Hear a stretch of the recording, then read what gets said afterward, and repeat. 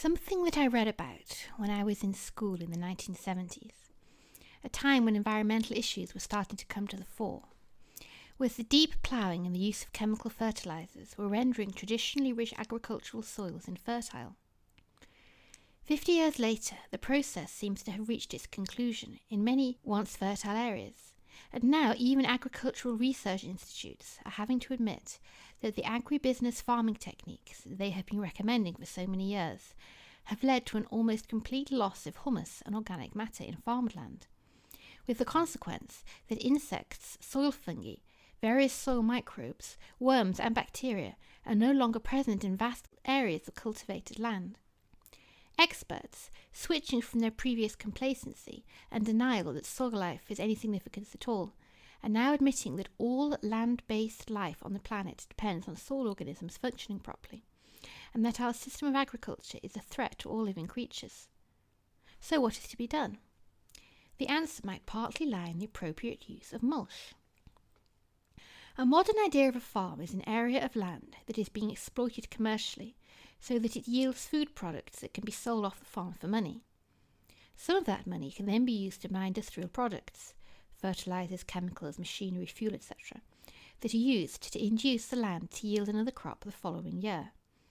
A process of steadily reducing soil fertility in the quest of short-term profits, and therefore a sort of headlong rush towards disaster and ruin. Another idea of a farm is that of a self-sustaining unit that receives sunlight, air and water from the wider world, and with these resources grows in wealth and fertility from one year to the next, supporting an ever greater diversity of life in all its forms within itself. In this view of a farm, each element, the fields, the trees, the crops, the birds, the insects, the buildings, the farmer, etc., is just one small part of a larger whole. For a human being, it can be quite therapeutic to think of a farm in this way. The farm is a self-sustaining unit within the natural world, and the farmer one of the creatures living in it. When one sees a farm as an organic whole, it makes sense to try to restore depleted land to health by encouraging those natural processes that are still functioning, at least to some extent, to regain their full strength, rather than to bring in material from outside. In practical terms, this can involve designating part of the land available as a crop area and the rest of the land as a mulch-producing area. The mulch area is cut and the material piled on the crop area. In really depleted agricultural land, vegetation might be very sparse indeed, but one collects what one can. As time goes on, the undisturbed roots of the plants in the areas that you are cutting start to regenerate a living culture in the soil, and the amount of mulch produced increases. At the same time, the cultivated areas become richer in organic material due to the mulching, and crop yields start to improve. The farm redevelops its own distinctive ecosystem of fungi, microbes, insects, worms, etc. As fertility returns, different creatures find that the improving conditions give them what they need to complete their life cycles, and they become re-established on the farm. The cultivated areas and the cut areas share the same culture of fungi, insects and microbes, which helps the mulch to be more readily assimilated into the soil of the crop fields. Over time, the ability of crop fields to break down the mulch and absorb it into the soil increases, and thicker layers of mulch can be applied. The mulch fields also gradually improve, while flowers start to reappear, and these in turn allow different insects to become re-established on the land, and these may help limit population levels of crop pests, and also help to support a diversity of birds. When you have enough mulch, you can apply it so thickly to the fields that all weed growth is stifled over the winter months, making the work involved in preparing the ground for the next crop in the spring much simpler. Excess mulch can be forked off and stacked up.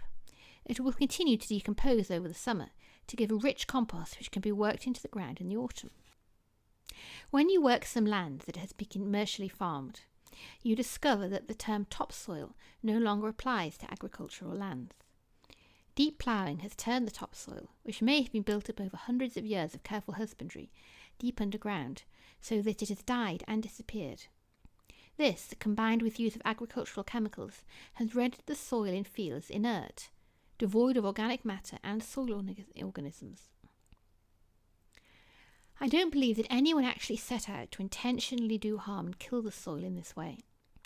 Agricultural reforms over the past few hundred years have been driven by commercial pressures, perhaps combined with greed in some instances, and short-termism, with people not taking into account the long-term consequences of an indiscriminate use of machines and chemicals to generate a short-term increase in yield.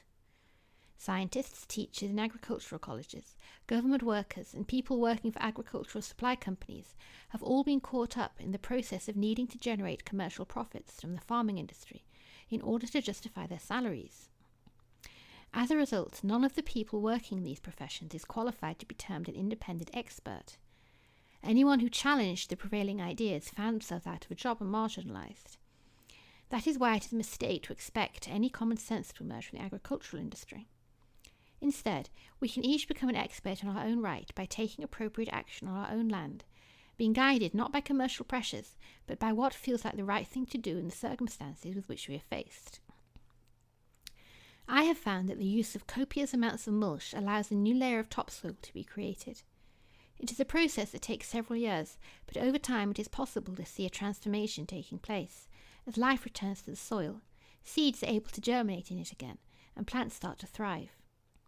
It is a practical solution to what should be regarded as one of the most pressing problems of our time.